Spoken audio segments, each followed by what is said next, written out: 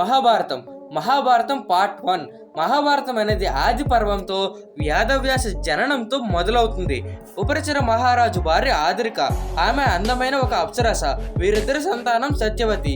ఈమె యొక్క మత్స్యగంధి అనే పేరుతో దాసరాజు వద్ద పెరుగుతూ యమునా నదిలో నావ నడుపుతూ ఉంటుంది.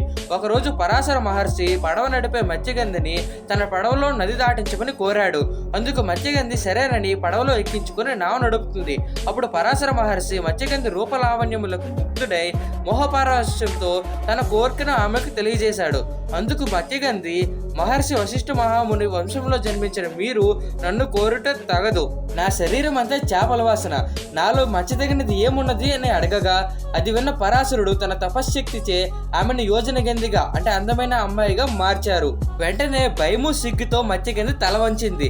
వెంటనే పరాశరుడు తన తపశ్శక్తిచే ఆకాశంలో మబ్బు తెరలు సృష్టించాడు, అంధకారము గావించాడు. అప్పుడు మత్స్యగంధి, స్వామి నేను కన్యను, మీరు తేజస్సుకు తిరుగులేదు. మీరు నాతో గడిపిన తర్వాత మీరు వెళ్ళిపోతారు. తర్వాత నా శరీరంలో మార్పులు కలిగినప్పుడు నన్ను ఈ లోకం నిందిస్తుంది అన్నది. మత్స్యగంధి, నీ కన్యత్వం చెడకుండేటట్టుగా నీకు వరం ప్రసాదిస్తాను, భయపడకు, ఇంకా ఏదైనా వరం కోరుకో అని అనుగ్రహిస్తాను అంటాడు పరాశరుడు. మునీశ్వర, మా తల్లిదండ్రులు గాని లోకానికి గాని ఈ విషయం తెలియకూడదు. ఈ యవ్వనము సుగంధ పరిమళము శాశ్వతంగా ఉండినట్లు అదీనుగాక మీలాంటి గొప్ప వ్యక్తి కుమారుడుగా అనుగ్రహించమని కోరుకుంటుంది. అందుకు పరాశరుడు, సుందరి నీ కోరిక తప్పక నెరవేరగలదని ప్రసాదిస్తాడు. ఇది దైవ సంకల్పం అని ఆమె చెంత చేరాడు. మత్స్యగంధికి పరాశర సంయోగంలో కుమారుడు జన్మిస్తాడు. అతడు విష్ణు అంశ సంభూతుడు కాబట్టి ఆ క్షణాన్ని పెరిగి పెద్దవాడై తపస్సు చేసుకోవడానికి తపోవనానికి పయనిస్తాడు. ఆ పుత్రుడి పేరు వ్యాధవ్యాసుడు.